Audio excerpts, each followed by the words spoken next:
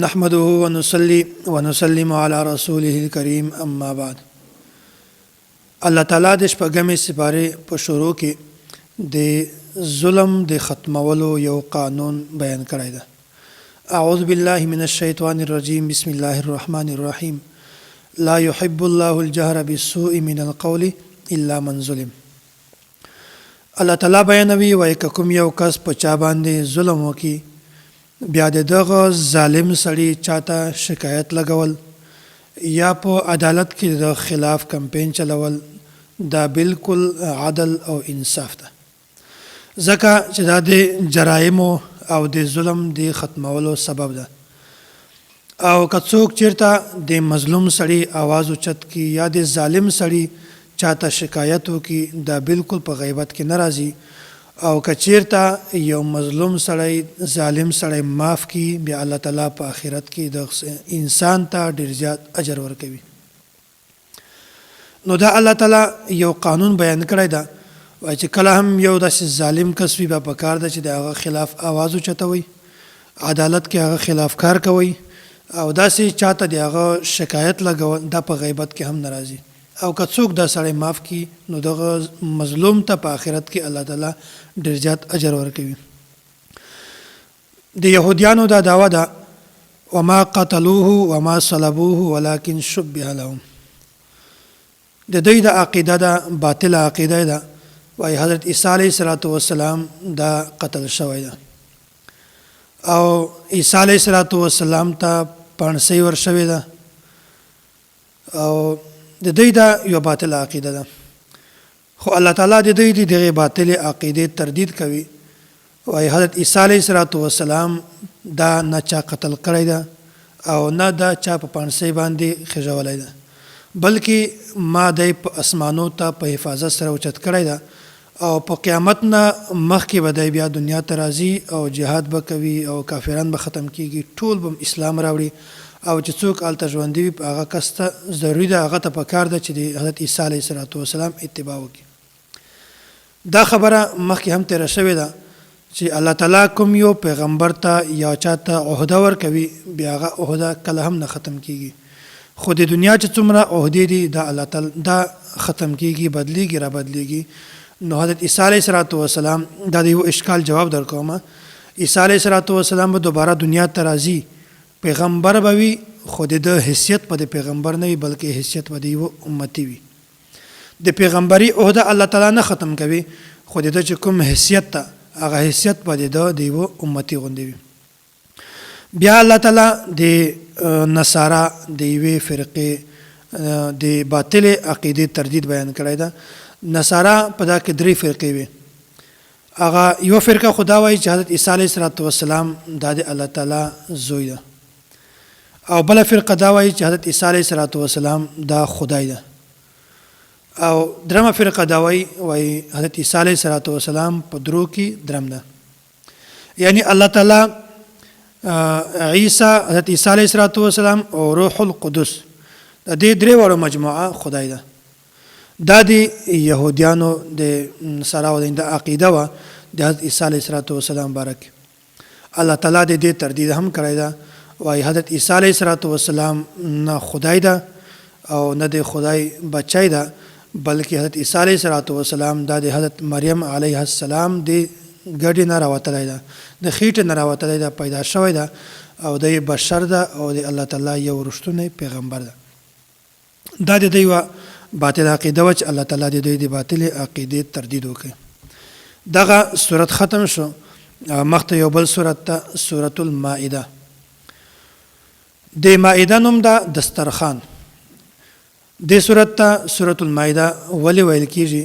ځکه چې حضرت عیسی علیه السلام د الله تعالی نه دا درخواست کړی چې یا الله ته دسترخوان را نازل کړه.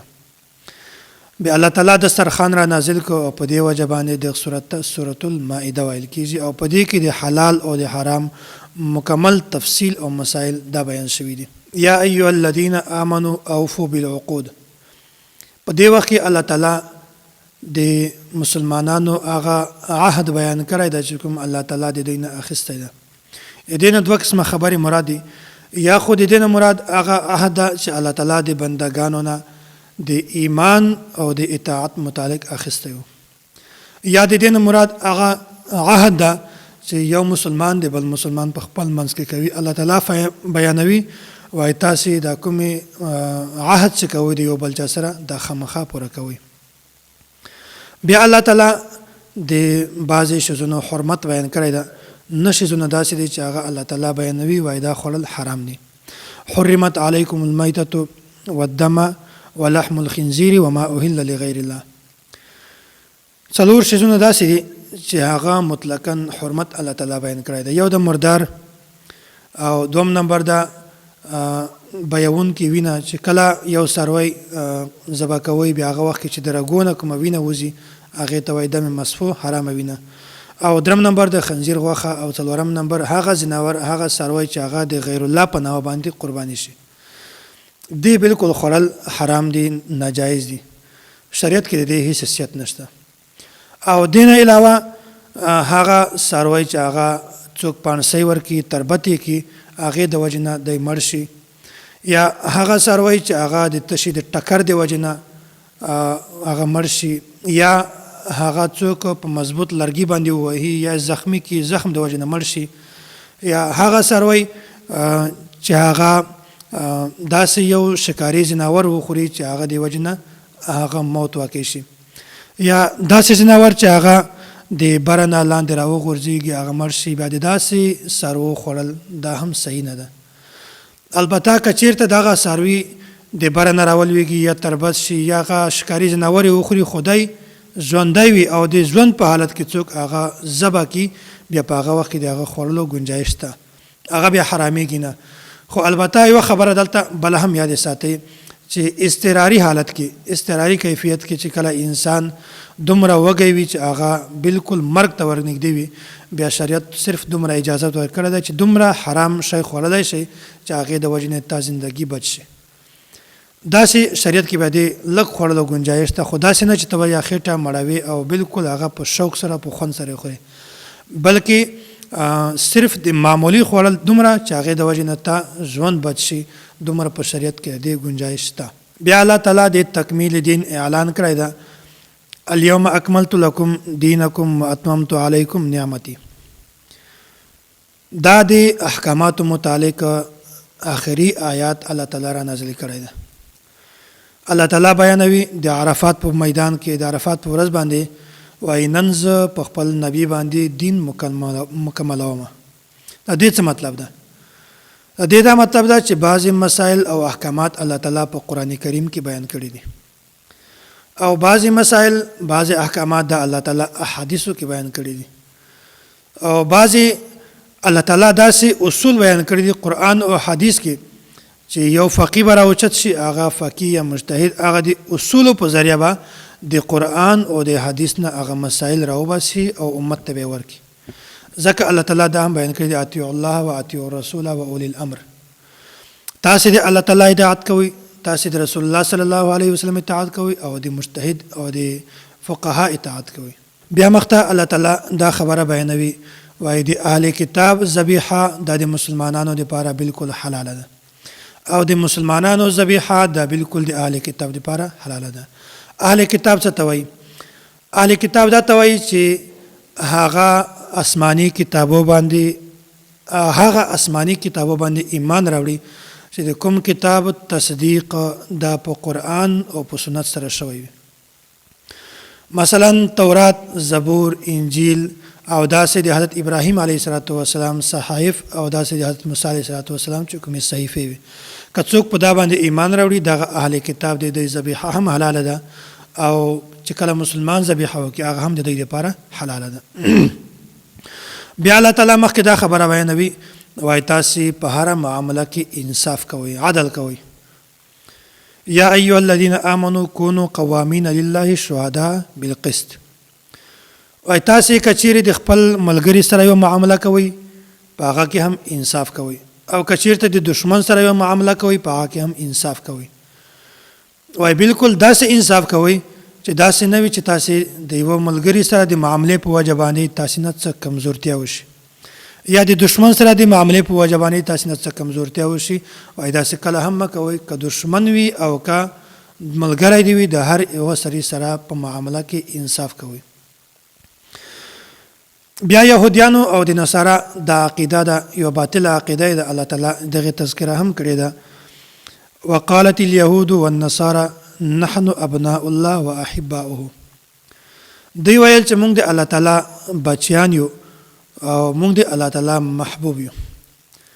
الله تعالی کله هم موږ ته سزا نه راکوي او بیا به دوی ګناه کوله وای که موږ چېرته ګناه وکړو په هغه باندې هم الله تعالی نه خفه کېږي.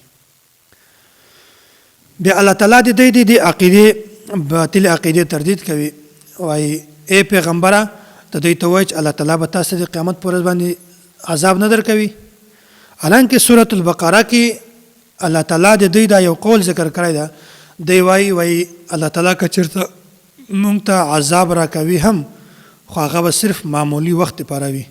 هغه به په ګڼلو باندې په شمار باندې څو ورځې وي، څو ورځې عذاب به راکوي، زیاته عذاب نه راکوي. حالانکه اول وایي چې موږ ته به الله تعالی عذاب نه راکوي.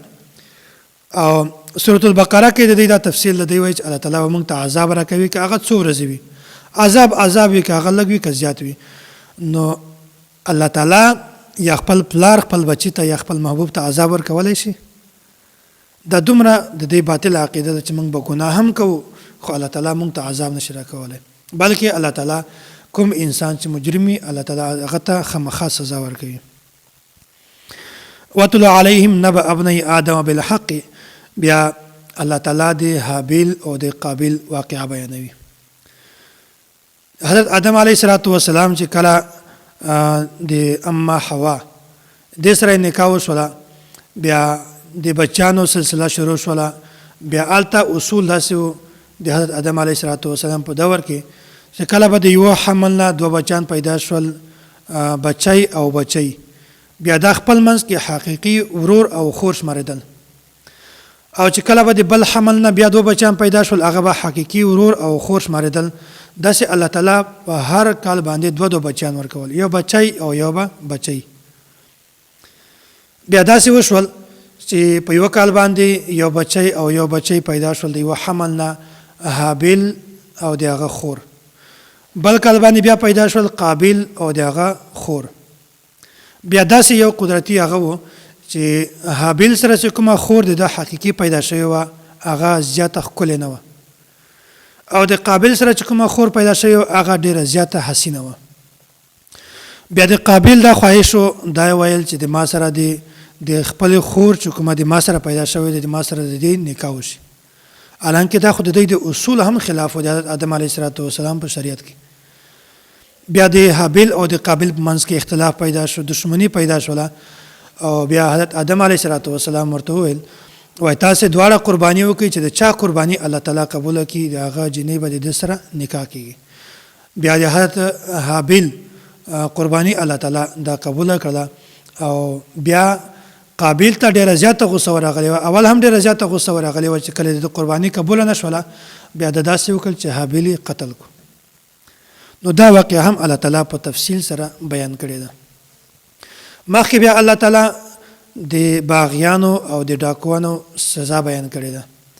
کوم سړی چې بغاوت کوي او کوم داسې وي چې هغه د مسلمانانو مال غلا کوي د هغه دواړو سزا الله تعالی بیان کړې ده. اول خدا ده چې یا قتل ده، او دوم نمبر دا ده چې یا به دی په پانسۍ باندې خېژوي، او درم نمبر دا ده چې د به لاسونه کټ کوي یا پښې به کټ کوي، او څلورم نمبر دا ده چې دی به جلا وطن کېږي، د خپل ملک نه به یې لرې کوي.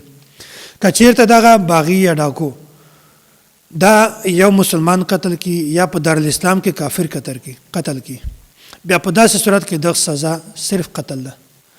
او که چېرته په دارالاسلام کې دننه مسلمان یا کافر قتل کی او بیا د هغه نه مال هم یوسي، بیا په داسې صورت کې د هغه سزا دا ده چې دی په پانسۍ باندې وخېژوي او د ده په نیزه باندې به د سینه چې کومه ده دا بالکل کاټ کړي. او درم نمبر که چېرته داسې و چې هغه صرف د مسلمان نه مال وړی و قتل کړی نه و، بیا په داسې صورت کې به د هغه لاسونه او پښې کاټ کېږي. او څلورم نمبر که چېرته قتل کړی هم نه و یا مال هم نه وړی او دی ډاکو او باغي و، بیا په داسې صورت کې به دی جلا وطن کېږي، د ملک نه به لرې کوي. بیا الله تعالی مخکې د یهود او د نصارا د هغو سره د دوستي خبره بیان کړې ده. وای تاسې د یهودو سره او د نصارا سره د زړه محبت، دوستی، قلبي تعلق، ملګرتیا دا کله هم مساتئ. دا ته موالات وایي. د دې په شریعت کې هیڅ اجازت نشته. دا یهودیان او نصارا دا د مسلمانانو خلاف دي او د مسلمانانو خلاف غواړي. دا کله هم د مسلمانانو سره وفاداري نشي کولای، همیشه بې وفایي کوي. البته د وختي ضرورت لپاره او دغسې د کلي د ماحول د ښه ساتلو لپاره د هغه سره معمولي وخت لپاره عرضي طور باندې ملګرتیا کول چې هغه ته مدارات وایي، په شریعت کې د دې گنجایش شته. خو بیا هم چې کله داسې معامله راځي، بیا د علماء کرامو نه، مفتیان کرامو نه دې خبرې متعلق ضرور تپوس کوئ.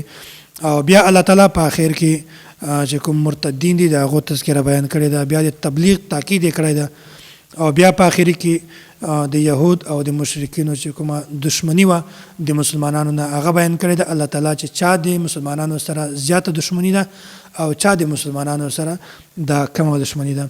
الله تعالی دې مونږ تاسې خپل رښتونی امتي جوړ کړي او الله تعالی دې مونږ تاسې ته په دین باندې د عمل کولو توفیق را نصیب کړي. واخر دعوانا ان الحمد لله رب العالمین.